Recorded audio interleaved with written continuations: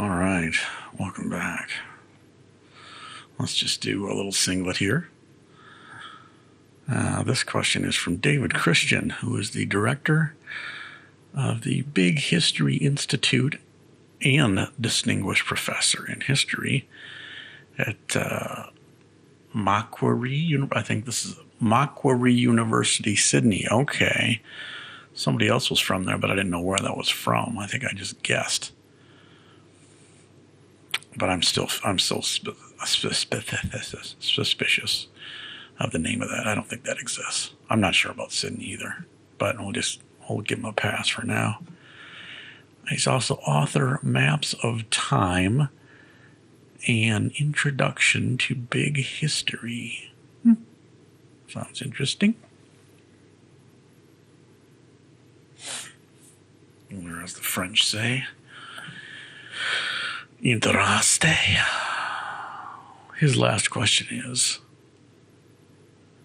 will we pass our audition as planetary managers?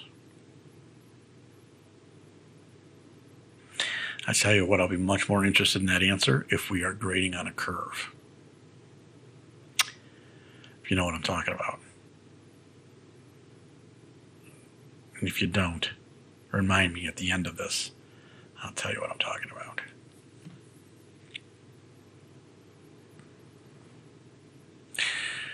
Will we pass our audition as planetary managers? Well, that's an interesting idea.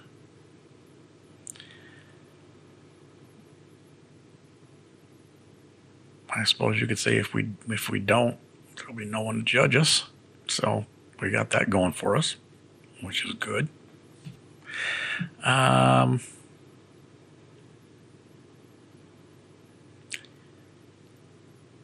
Yeah, depends who you ask.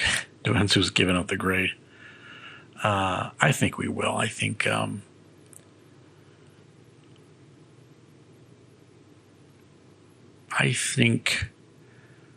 and this is odd because I'm usually not an optimist like this, but I actually think we've done most of the damage to our ecosystem, to the planet, that we will do. Or let me rephrase that. The damage that we are likely to do is either already been done or baked into what we're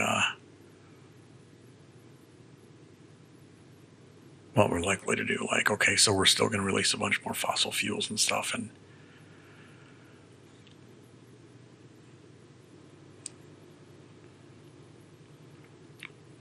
but I actually think there are a number of metrics where we are getting better at managing our planet in terms of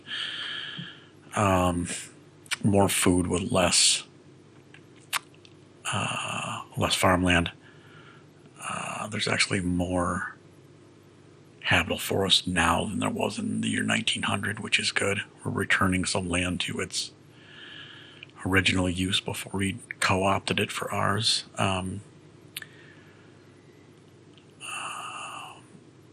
Species are disappearing, but I think we're becoming more.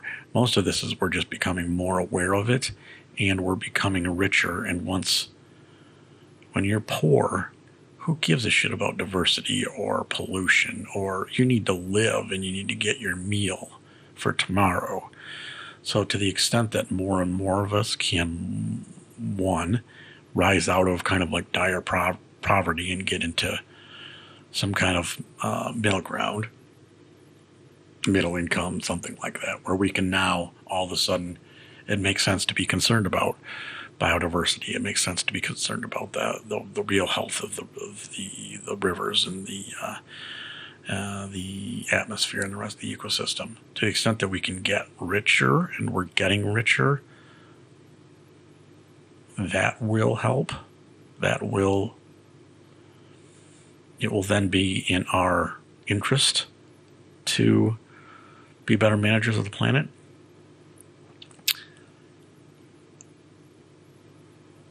ecological and economic tourism and things like that are growing fields, growing industries, and of course you've got to be careful how you manage them because they can do harm as well. But I think those have a chance to help. I also think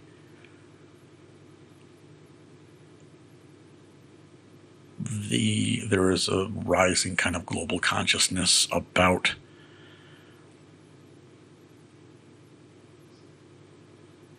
issues like this, and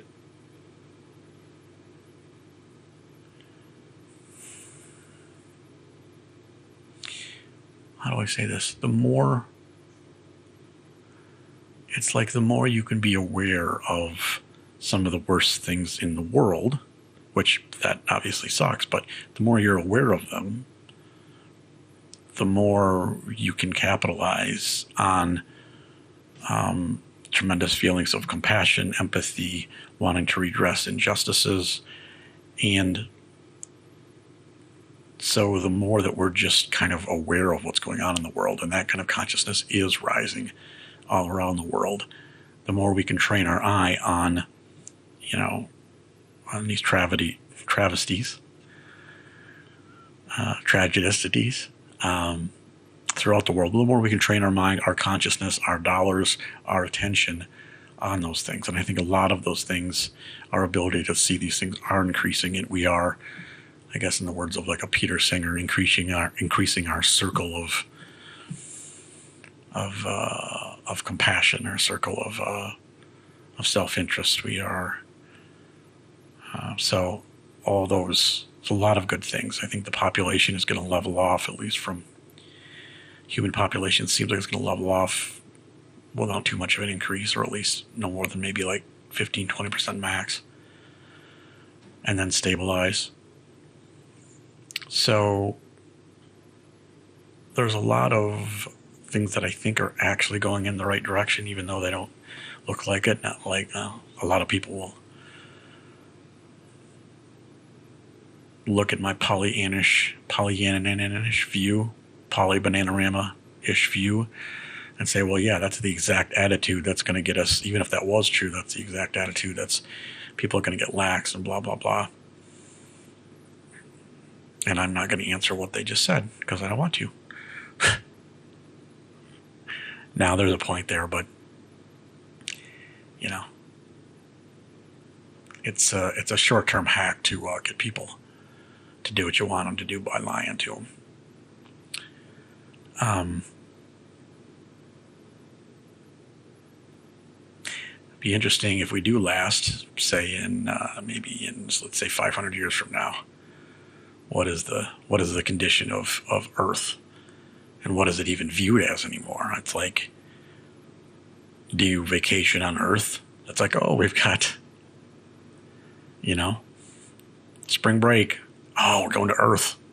Yeah, we're going to go into Earth for like 3 days, check out the moon, just for like an afternoon. And then I'm going to spend one glorious evening in Uranus. I didn't plan that, but it was too easy. Now, will Earth be basically kind of like the zoo of the solar system? Will it be where only the rich people live anymore? Because it's just, only the 1% live on the Earth now, and of course they got to have it beautiful. So, will it be the opposite? Well, I don't think it's going to be the opposite, because even if it would be beautiful to live on,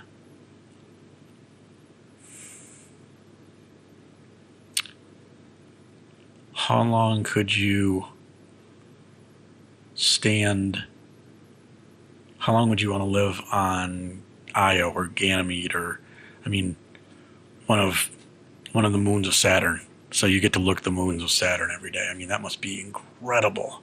But then I still think that after a while there would be something in the common soul, the common makeup and mixture of us that would be like, I need to get to, I needed to see valleys, and I need to see butterflies, and I need to see waterfalls, and I need to, smell the ocean air. And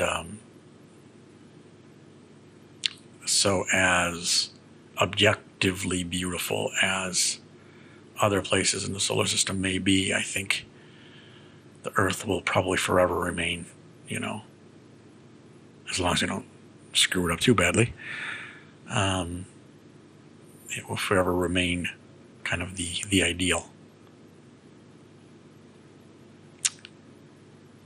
So will it be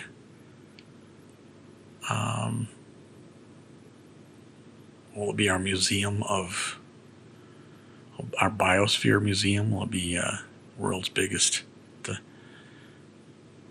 zoo, the world's biggest zoo, the solar system's biggest zoo, the galaxy's biggest? Who the hell knows?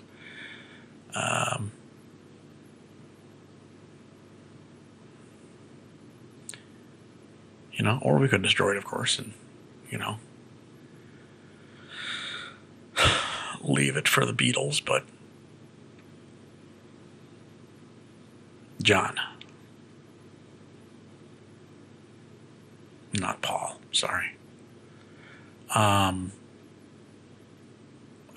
And back to the point about depends how we're grading. I hope we grade it on a curve. Of course, you get that. By that I meant we're grading us as planetary managers in relation to others that are also planetary managers, which means basically by definition we've found other intelligent life out there that has gone through the same thing, and so because that's the only way we could really be grading on a curve, right? So that would make the question all the more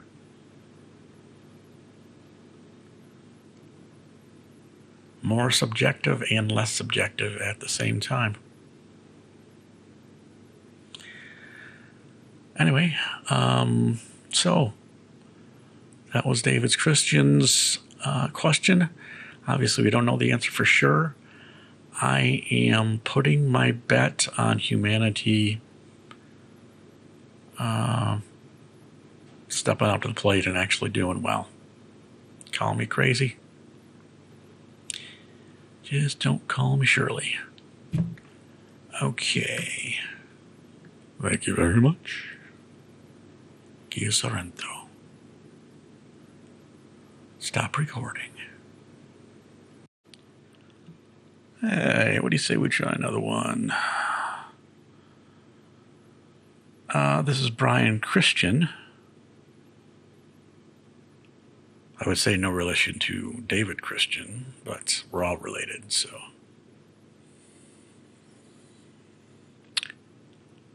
Brian Christian is the author of The Most Human. The Most Human. That seems interesting in and of itself.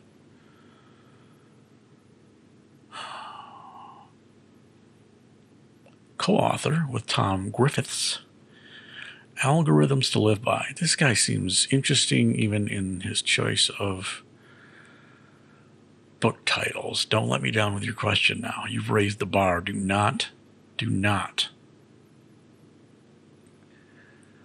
disappoint me.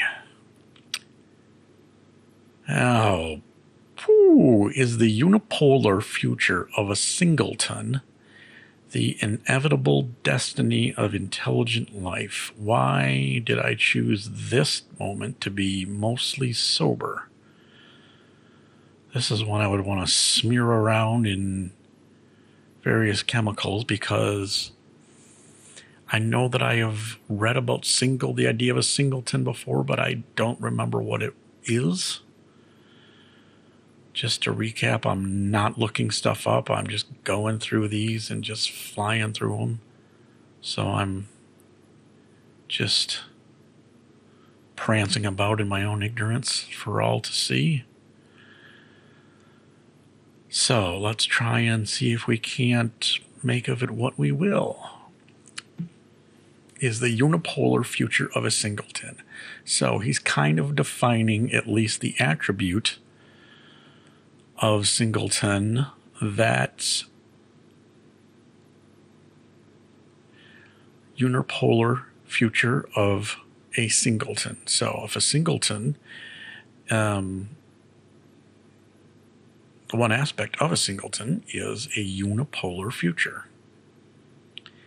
So, and then you look at the word single. Ton contains single and ton. Will we all weigh a single ton? Probably no. So I don't remember, but I'm just going to make an educated guess, and I'm going to take unipolar, and I'm going to add a little salt and a little barley and a little bit of maybe curry. Unipolar, as opposed to bipolar, dipolar, tripolar, everything together, no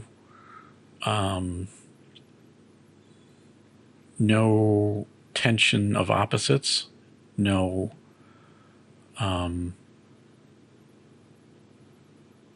can almost say no tension. I mean, in magnetic terms, it's we get pulled in two directions. So if we're not getting pulled in two directions, if instead we're kind of just getting pushed, or if we've been pushed and now just become, instead of all society is as a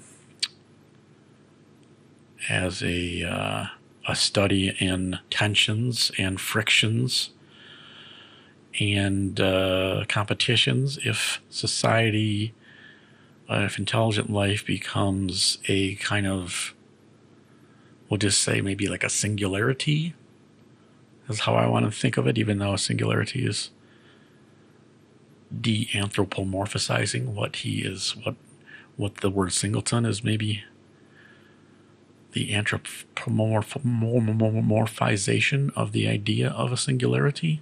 Maybe that's it.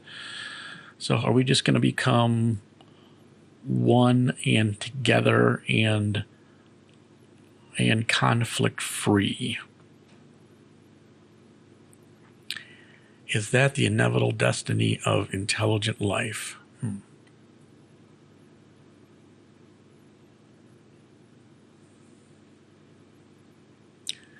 Boy, that is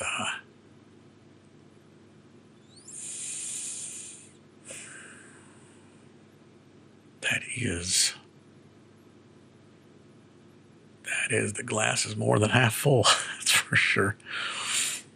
My hand's gonna fall off as well as my face. I'm gonna have to wash up within 93 seconds. I may be completely destroying what he means by the question, but if I'm not, and if he's trying to say, I'm going to answer the question that I've made up, which is maybe related to the question he's asking, which is like, okay, are we just going to break down conflicts through better ways of thinking, and also maybe this idea of the singleton, maybe we become more integrated, more of a collective, more, conflict no longer defines our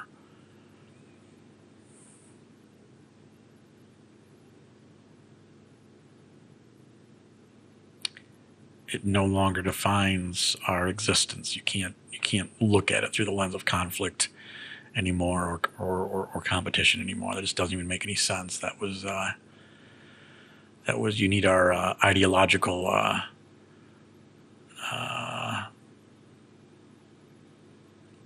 archivists, or you need somebody to go back and do a dig ideologically to even find that where that was part of our, here's where there was fire, and here's where there wasn't any more conflict after this.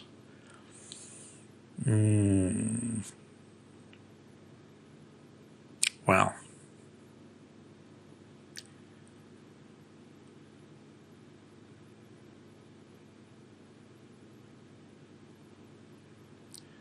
I would say whatever resources that any human life, intelligent life could want would have to essentially be free. So what happens when we develop matter, antimatter energy, or cold fusion in a coffee cup or whatever, and energy has no cost anymore, so we're able to expand, contract, multiply, divide, clone, declone, able to be at one place or a million places. Well, I'm getting way ahead of shit, but let's just say energy doesn't cost anything anymore. It's got to cost the universe, but let's not get into that. Energy doesn't cost anything, so we don't have to conflict over energy if physical space is no longer a conflict, because we don't need to inhabit a physical body to enjoy looking over the North Rim of the Grand Canyon. We can experience it virtually in a way that feels every bit as magical. We create an illusion that is every bit as satisfying as the physical space. We can have no, there's no battle for energy. There's no reason to battle for physical space.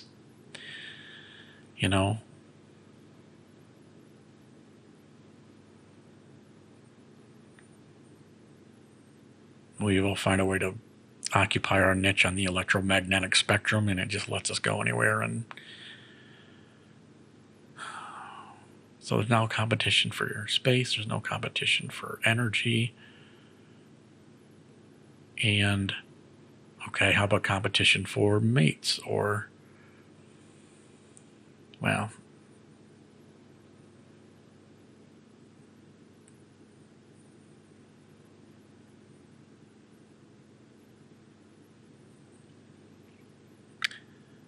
I think probably you're looking at sexual reproduction going out the window, and DNA no longer being DNA is going to shackle us a little bit. At least the way that we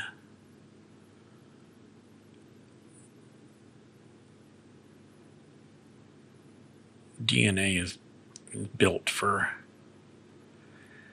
in conflict. Is the idea of that language resilient enough to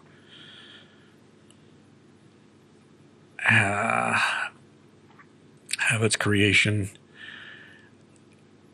maintain rigid, even with in the outer space of conflict and competition? It's like you go up into the moon or you go into outer space and your body breaks down because it's so used to having to fight gravity that it's used to that. But it's how we keep our bone structure and everything. And then you go into space where it isn't doing that, and all of a sudden you got to do all this extra stuff just to keep your body normal. If we have all these less ways that we have to compete, it might be like another version of that. Do we just get so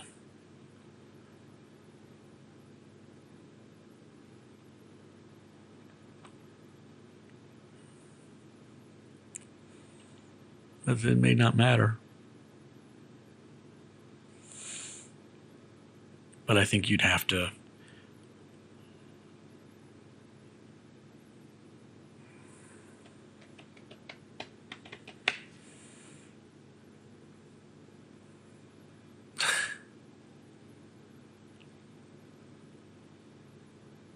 in my conception of this, we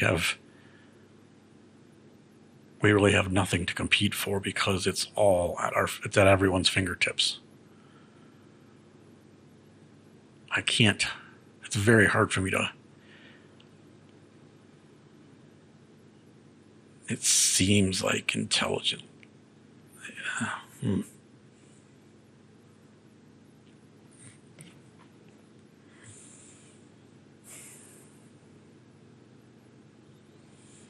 I would say, it ain't at the very least, it's not inevitable. It is certainly evitable. It is certainly something that could be evidenced. I like the fact that he is seems to be very optimistic in nature. I would say it's certainly evitable. It's not destiny, as we could just destroy all intelligent life, and just leave politicians.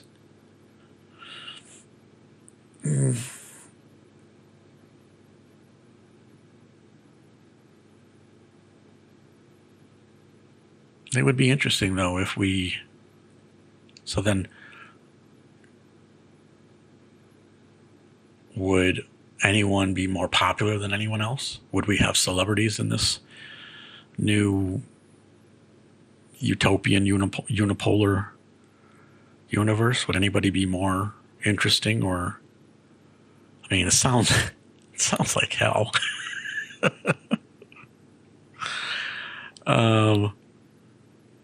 It's like, it's in heaven. You get to what? You get to, sing God's praises for all of eternity. It's like, oof. That sounds like you get old after about 8 minutes. I don't even sing Carrot Top's praises that much anymore.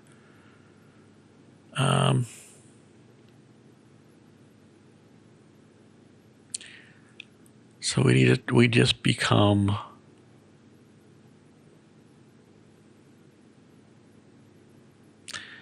part of a kind of an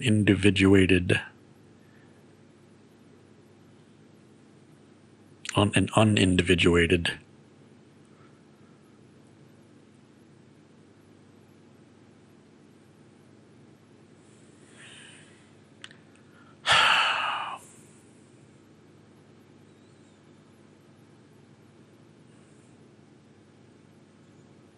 I feel like,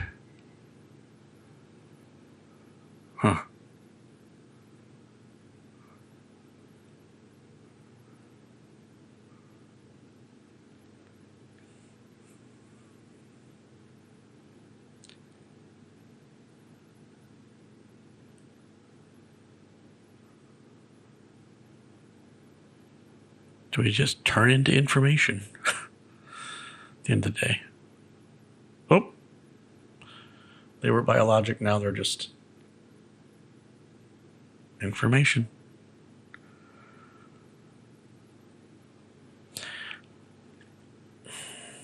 It's an interesting thought.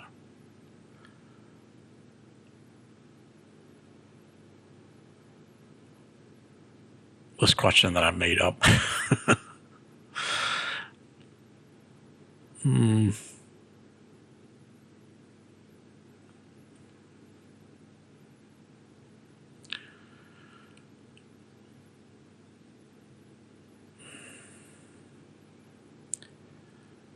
We got no reason to compete because we can have whatever we want.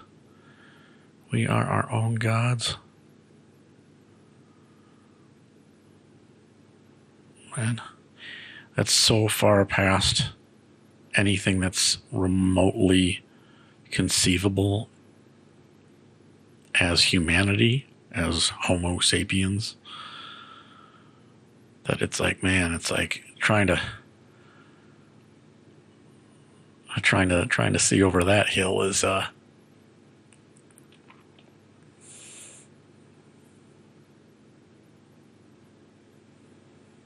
would even something like that be recognizable,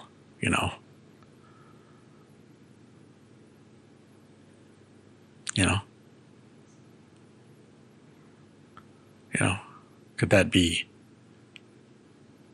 the rings of Saturn, and we're just too dumb to realize that that's a freaking so much more advanced intelligent life that they're represented that way, but who knows? I'm going to answer this, Mr. Brian Christian, very good and interesting question. It's certainly not inevitable.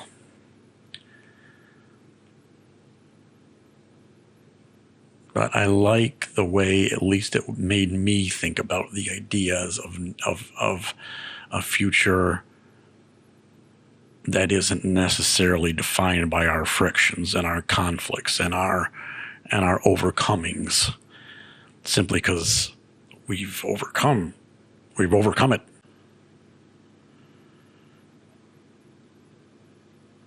All right, this next question is from George Church, who is professor at Harvard University, Harvard, director of the Personal Genome Project. Yeah, that's kind of interesting.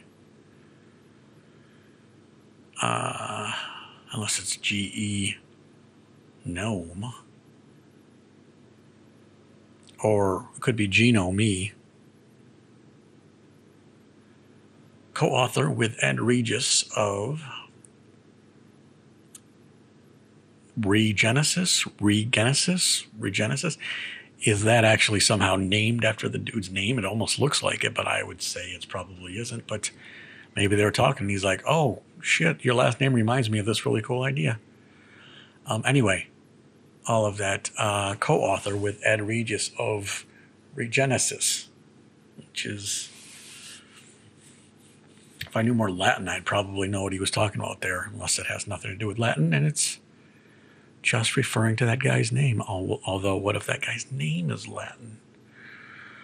Oh, shut up. Okay. George Church's last question is what will we do as an encore once we manage to develop technological solutions to infection, aging, poverty, asteroids, and the heat death of the universe? So basically, once we've fixed everything, I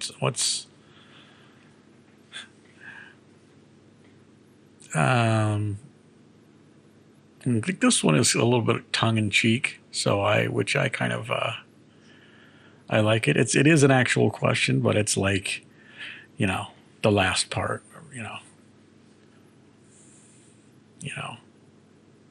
it's a little winky. It's a little bit hinky, but in a good way.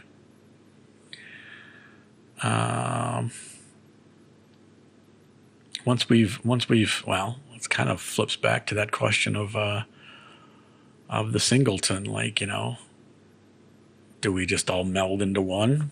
Is this the flip side of the other dude's question about the singletons? Is that, or actually the question I create out of not understanding that guy's question, which is like, after we no longer have to fight for anything. We no longer have sources of conflict over how do we get our energy, how do we reproduce, how do we get physical space, land, if somehow those are no longer sources of strife and contention and competition. And we can, these mortal coils are effectively immortal through having,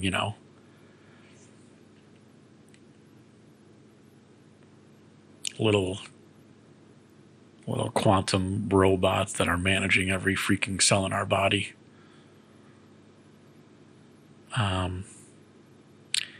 What do we do when we don't have to worry about the mundane things like living, dying, becoming sicker, becoming poorer, becoming richer? When we don't have to do any of that,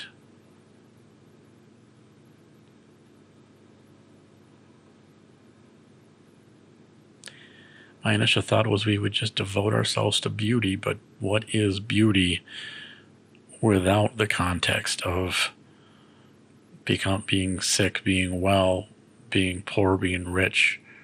I mean, the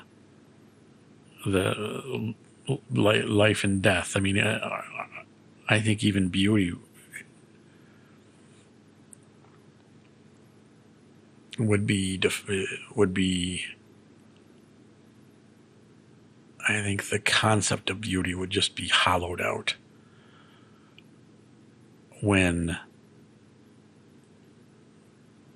if you remove all of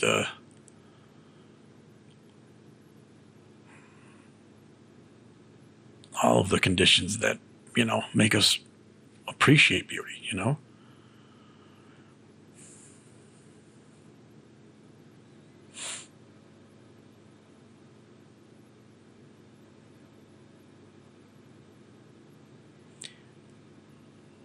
What is purpose after purpose?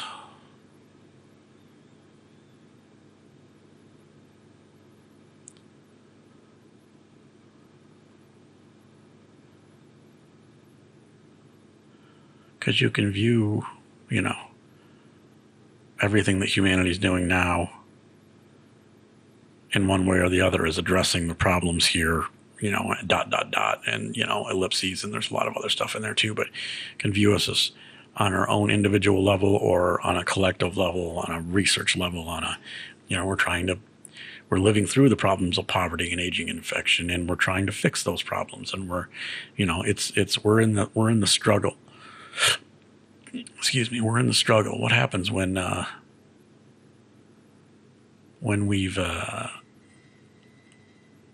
we've climbed every conceivable hill that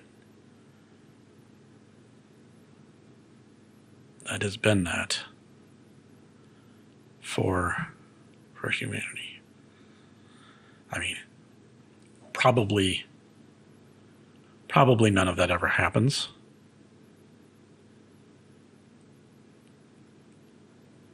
That's my guess, is that we will continue to find other challenges.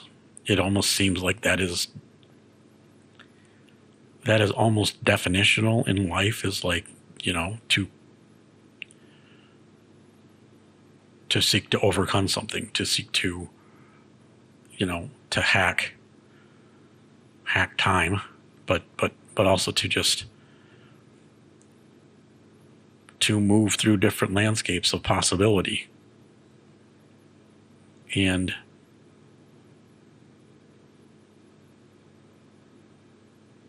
so maybe you say that we just continue to explore other dimensions of possible existence that are no longer associated with struggle.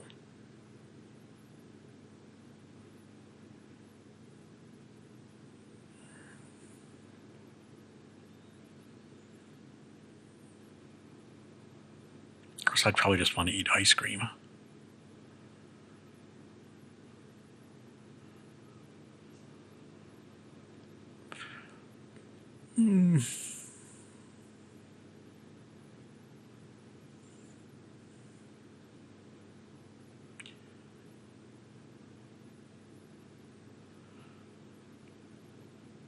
That's a fun question.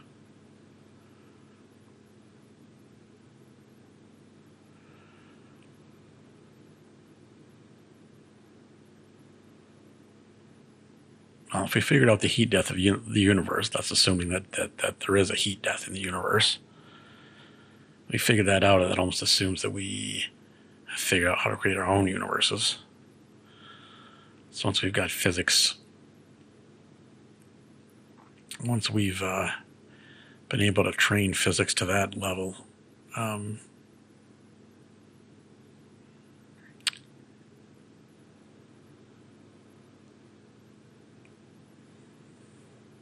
we become our own gods. What do we want to do? Rerun it to see what happens next time?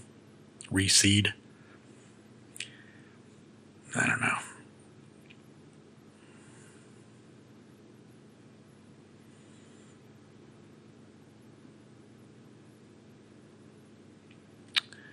So the answer to what will we do as an encore once we manage to develop technological solutions to infection, aging, poverty, asteroids, and the heat death of the universe is 42. It was a bit of a cheeky question. I'll give it a bit of a cheeky answer.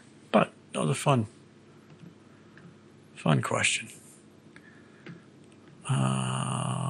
Next, Roni. Next one is from Sir Andy Clark, who's professor of cognitive philosophy. This is going to be a tough one. Department of Philosophy and Department of Informatics. This is going to be tougher. University of Sussex. Oh, they're all idiots there. This will be easy. UK or author of Surfing Uncertainty, Prediction, Action, and the Embodied Mind. Ooh, I don't know if I'm able to bite this one off. I mean, I'm like 33 for 33 so far. I haven't missed one. All right, you know what, Dan?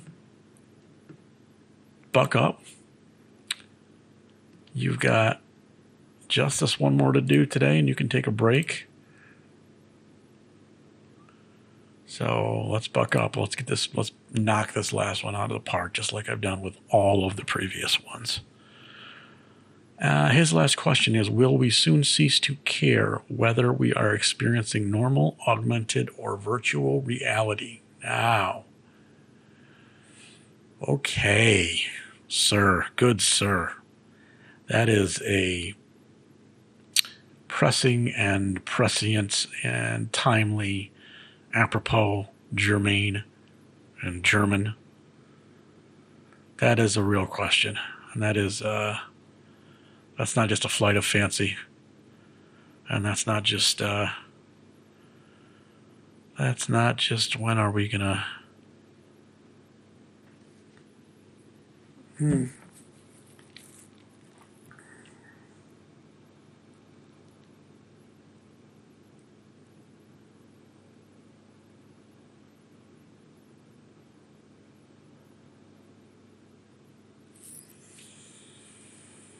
I feel like the answer to that question and the answer to a very similar question are probably very, very linked. But it scares me if I'm right.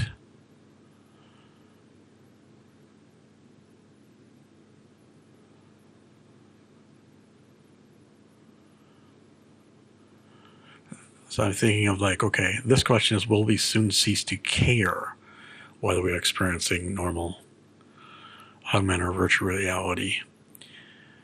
I'm wondering if the answer to that question is the same answer as if you ask, will we soon cease to know whether we are experiencing normal, augmented, or virtual reality? You know?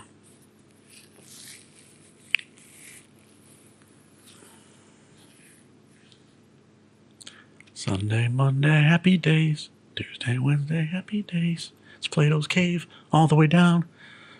Turtles are here for you. Well, let me address that thought a second. I mean, is it possible that we just,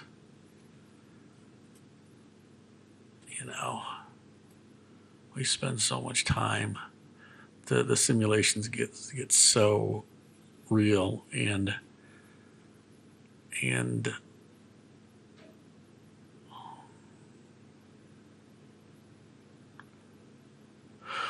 that all of our hormonal responses and our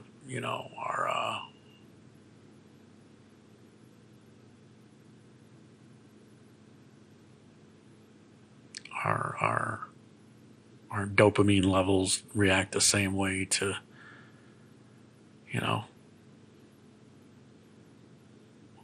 whether we're surfing in Maui or virtually surfing on a moon of Jupiter.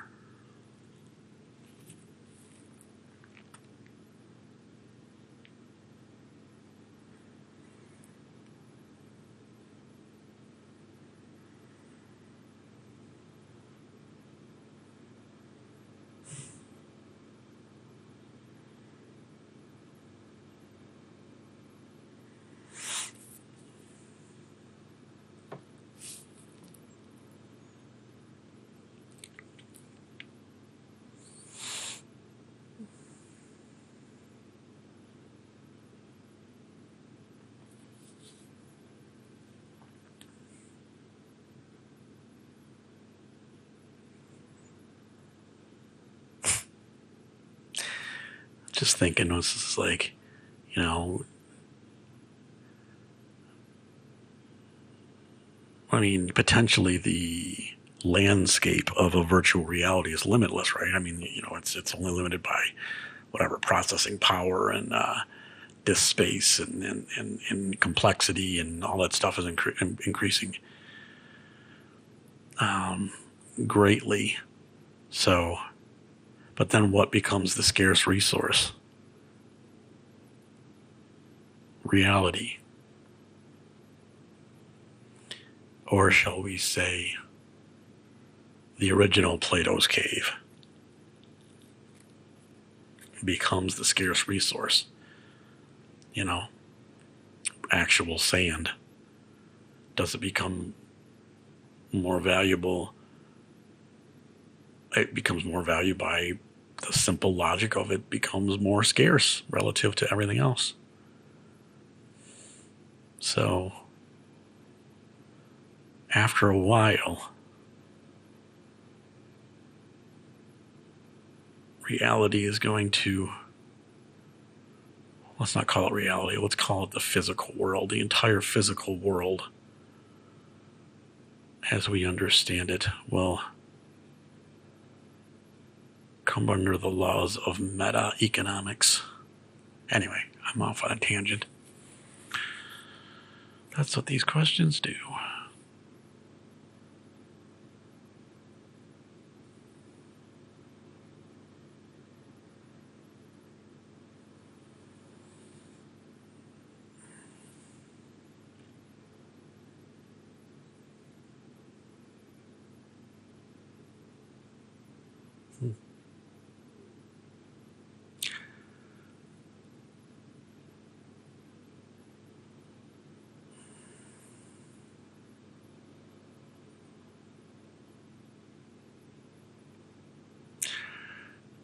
I am wondering if,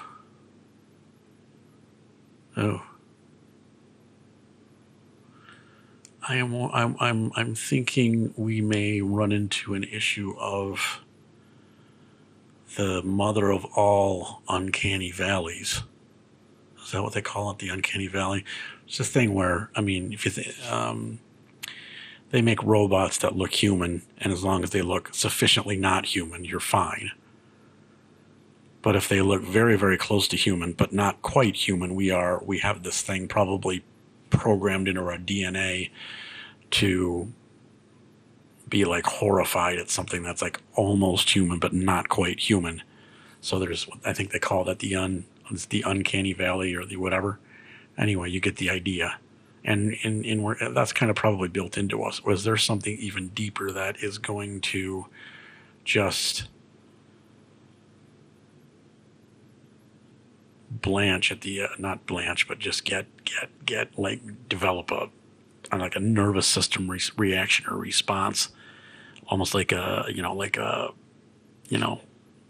red blood cells and all that kind of shit mentally.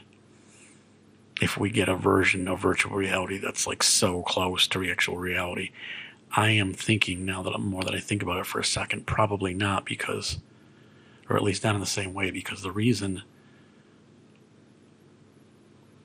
that we develop a strong aversion to like a human looking thing that hasn't convinced us. It's like it looks like a human, but it's not. They're evolutionary biological reasons for our just absolute turning away from that, and our disgust mechanisms just firing big time. There are evolutionary biological reasons for our reaction that way, but because it's built into our past that we've had the opportunities for those experiences, and then our ancestors that did something like that didn't turn out so well. But the idea of a virtual reality that is so close is nothing that we've ever, we haven't set up the kind of cognitive guardrails to, it's just a nice smooth and into oblivion and dust. Or not. So we're not going to get hiccups at virtual reality becoming closer and closer to real, I don't think, at least. And if it can hit our dopamine and all those other systems in the same way,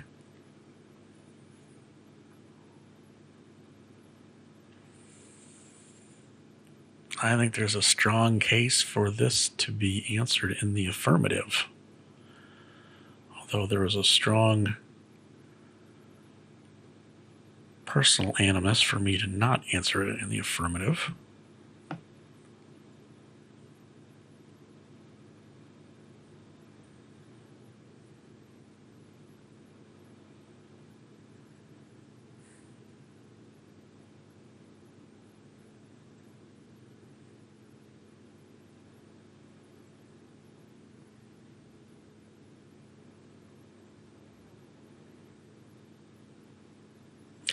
I'm going to go back to my initial thought, though. I'm going to go back to the fact that to the extent that we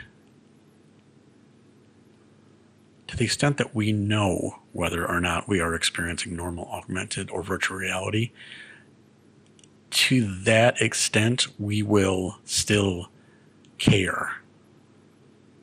I still think because, the shared delusion that we're calling reality, at least, the physical world that it's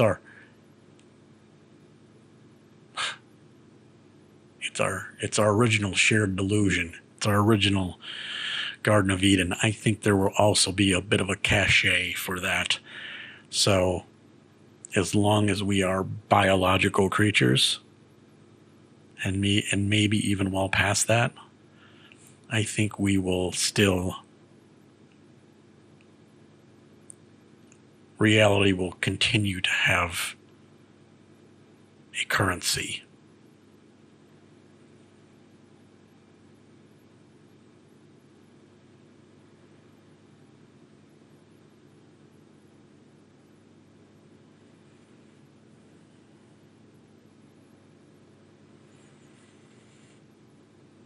So yes, the answer to the question of will we soon cease to care whether we are experiencing normal, augmented, or virtual reality is no. Real reality is always going to have, or at least for the foreseeable future, going to have a bit of its own value. Although you could probably get you could get like a Groupon or something, and it will probably get a super big discount.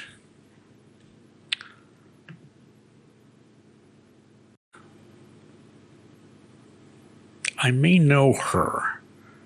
I know several people named Julia, and I know a Clark. So, Julie is the John A. Wilson Professor and HHMI Professor, Jackson School of Geosciences. The science of the geo. The geometro. Jackson School of Geosciences, University of Texas at Austin, which they have a very, very good hockey team. Her last question is, this is a what question, what would comprise the most precise and complete sonic representation of the history of life?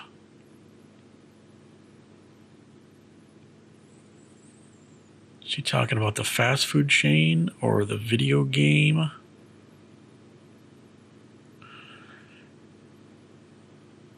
We gotta be clearer. Now she's talking about sound. How would we represent the history of life? And let's just limit it a little bit.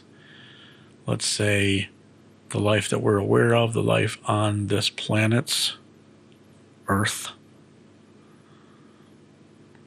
Larry, because I know it as Larry.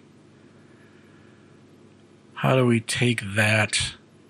How do we represent that to creatures with only ears, no eyes, and no fingers? And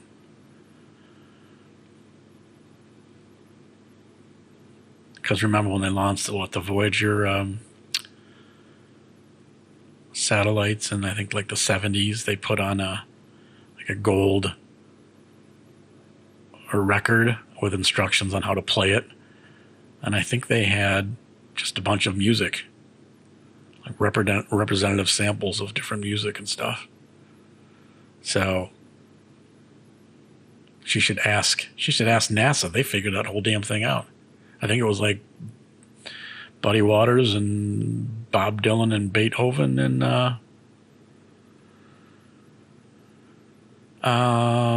anyway, she should ask the ad wizards at the NASA about that. The complete sonic representation of the history of life. Well, does that comprise of a sampling of the sounds life makes? Depends on the listener, doesn't it?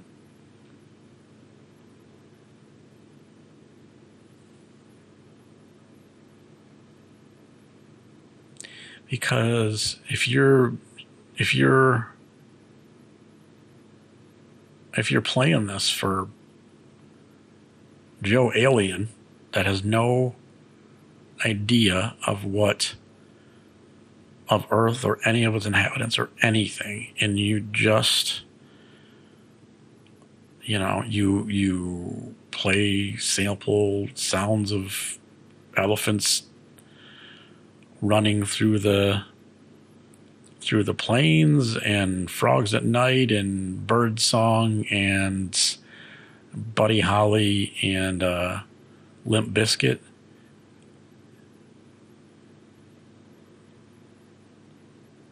That could be, I would say Greek, but that wouldn't be quite appropriate right now.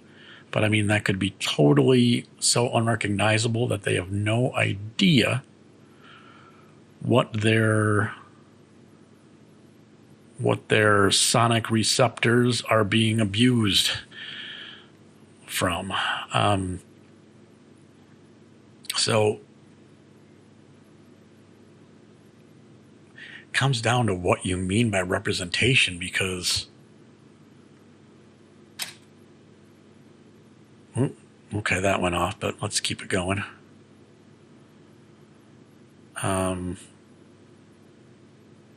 Now I have to use words. Representation could be kind of like a sampling.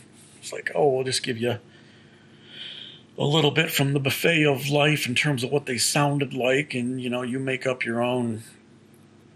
That's one way to do something like that. It could be an attempt to turn the story of life into sounds, not by, so to speak, sampling, but by, say, like turning it into a symphony where you get,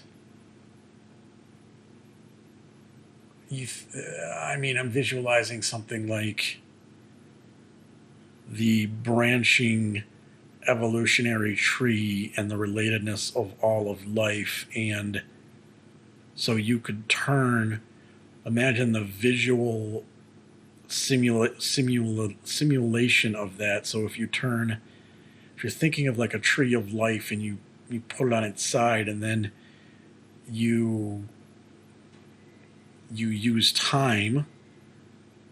So maybe you compress, 100 million years is, 10 seconds or whatever. But you make a symphony that starts off so simple, but maybe with a certain kind of the first replicating blah, blah, blah, and it's kind of simple, and then it draws on certain type of structure, And then there's variations on a theme, which is your evolution and, adaptation. And then there's certain parts are louder, which is your reproductive success. You could recapitulate the evolutionary history of life on this earth in terms of kind of like a symphony. You could maybe even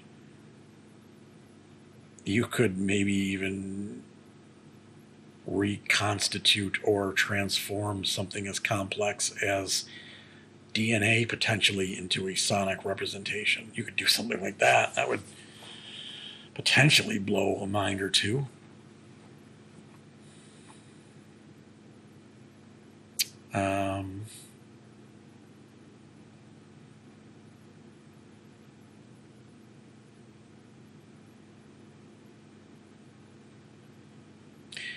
Are there some type of like sonic universals? I mean, sound is, I think even theoretically, sound is probably much more limited than the electromagnetic spectrum. So if that is the case, then there may be more universals among sounds, so that there may be kind of a recognizable poetry in sounds that even, a very far-flung species would recognize a romantic melody as much as we do, even though the specific, instrumental instantiation of that is, of course, very local. So would you comprise a representation that is about emotionality that may be the lingua franca of stuff very far away from Franca?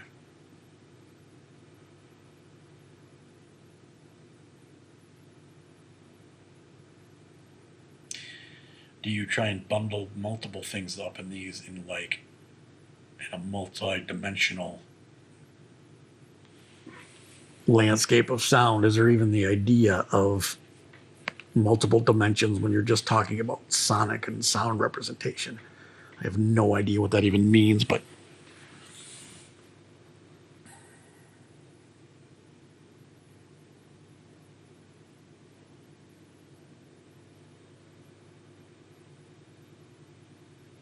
could you use sounds could they be transformed almost like fractal elements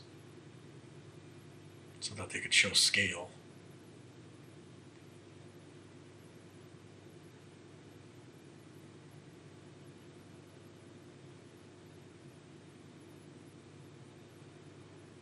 It's an interesting question.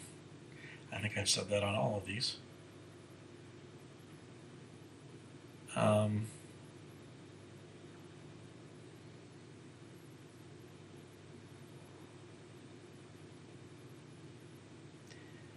I felt like I've answered that question almost completely, but it needs to be, the simpletons out there need a little bit more precise and concise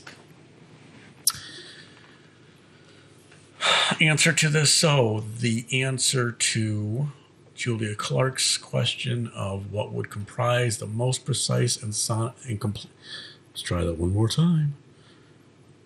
Julia Clarke's question, what would comprise the most precise and complete sonic representation of the history of life, is the song Jungle Land by Bruce Springsteen.